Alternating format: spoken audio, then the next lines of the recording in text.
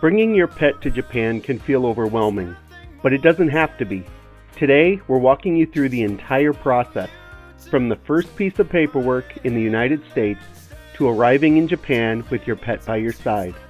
Welcome to Unretired in Japan, where we're documenting what life after retirement really looks like. Let's go.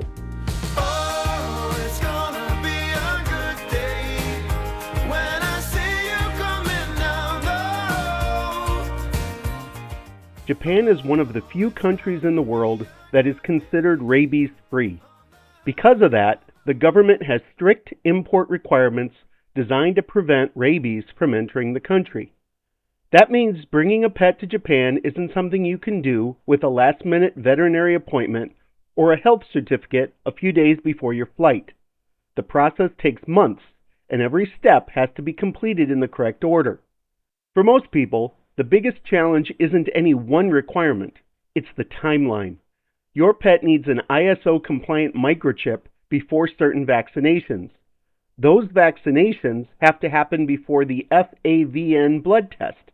After the blood sample is received by an approved laboratory, a 180-day waiting period begins.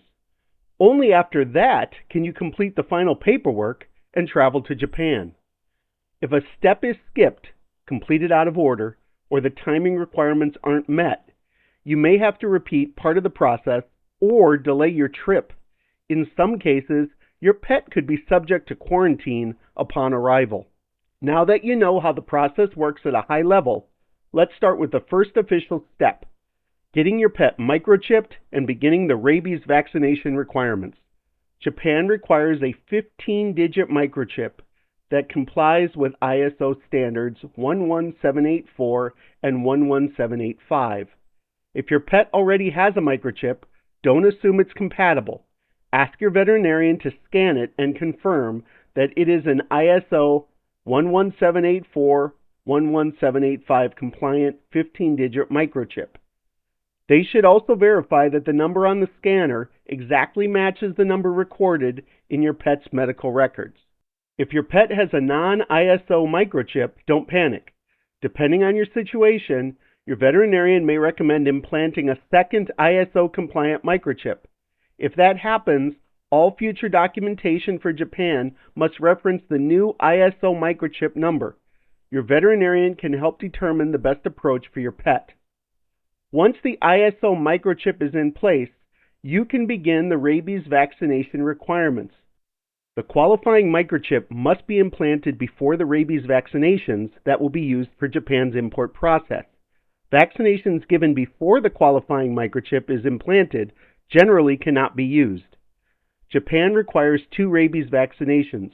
The second vaccination must be given at least 30 days after the first vaccination, and both vaccinations must still be valid when the next steps in the process are completed. Before leaving each veterinary appointment, review the paperwork carefully. Make sure the microchip number is correct and consistent on every document. Verify your pet's name, species, breed, sex, vaccination dates, and vaccine manufacturers, lot numbers, and expiration date.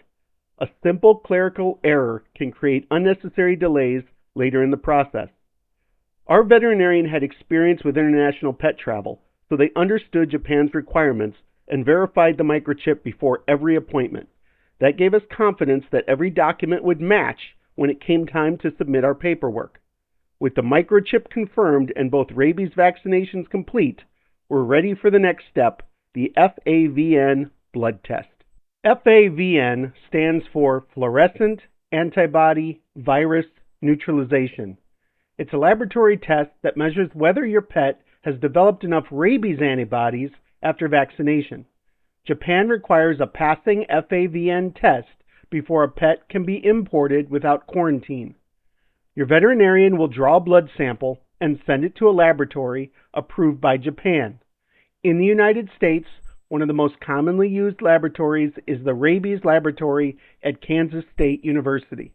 The lab fee itself is relatively modest, but by the time you include the vet exam, blood draw, shipping, and any administrative fees, many pet owners can expect to spend between $300 and $600 for this step. The lab's fee is only part of the total cost.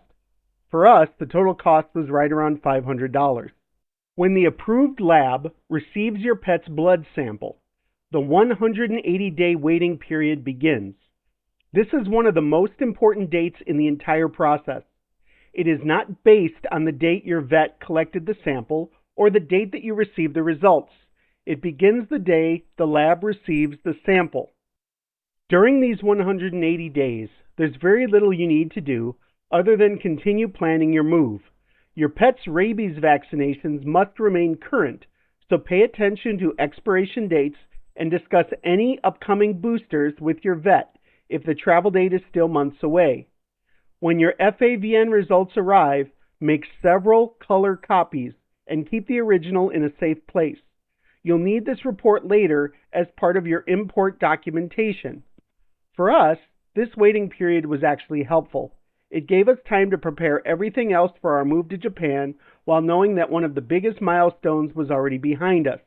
As you're waiting for the 180-day clock to run out, it's a good time to start planning how you'll actually get your pet to Japan.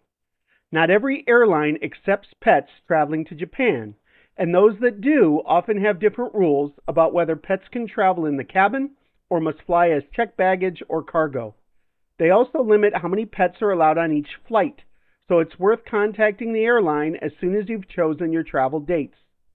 We flew Delta because they allow small dogs to travel in the cabin on many flights to Japan. The pet fee was $300, and the process was surprisingly straightforward.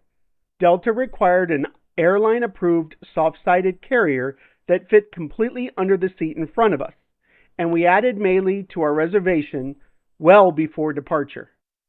We also recommend getting your pet comfortable with the pet carrier long before your travel date. Let them sleep in it, feed them treats inside of it, and gradually increase the amount of time they spend there. A familiar carrier can make a very long travel day much less stressful for both you and your pet. Your first task in working with the AQS is submitting an advance notification to the Animal Quarantine Service at the airport where your pet will arrive. In our case, that was Haneda Airport.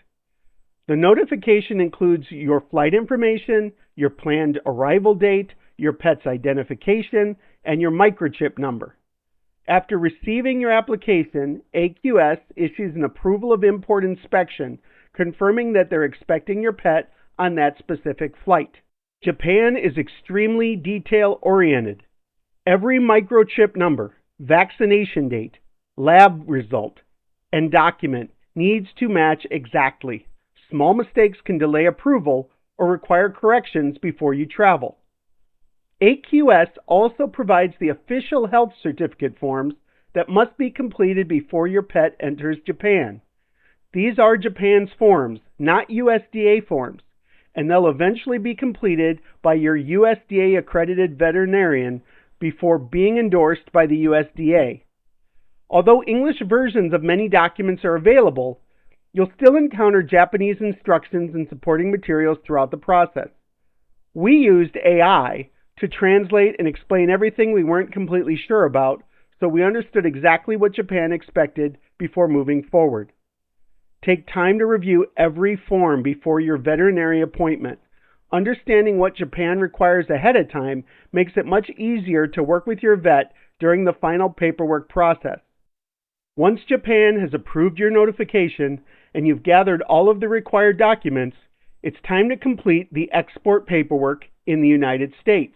Your first step is scheduling an appointment with a USDA accredited veterinarian.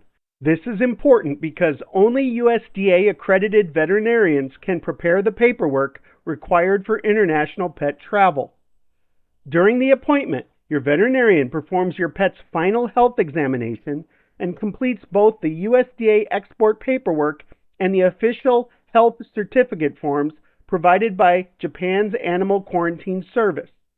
The completed paperwork is then submitted electronically through the USDA's VEHCS or VEHCS system for endorsement. This is where the timeline becomes critical. Japan requires that the USDA endorsed paperwork be issued within 10 days of your arrival in Japan, not 10 days before your departure.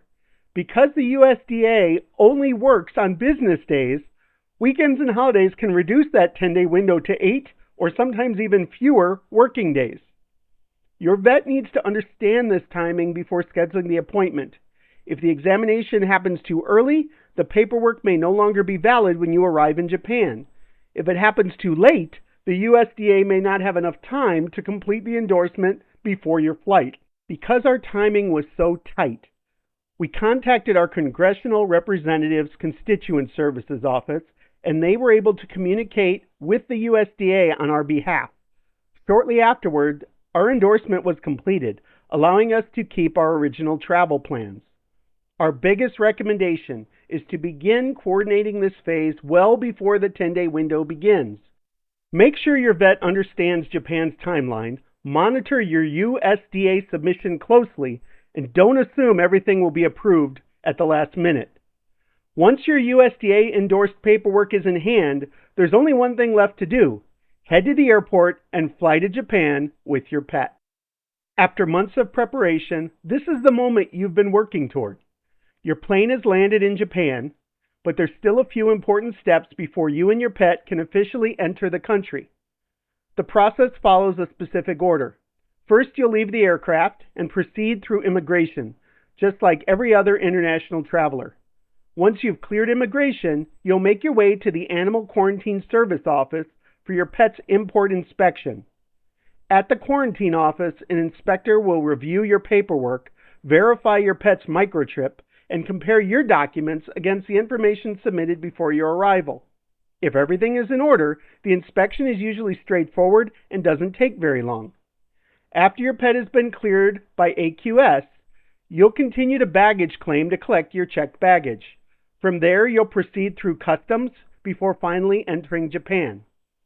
One thing that's easy to overlook is how long your pet has been traveling. By the time you've left home, driven to the airport, checked in, completed the flight, taxied after landing, cleared immigration, gone through animal quarantine, collected your luggage, your pet may not have had an opportunity to relieve themselves for 15 hours or more.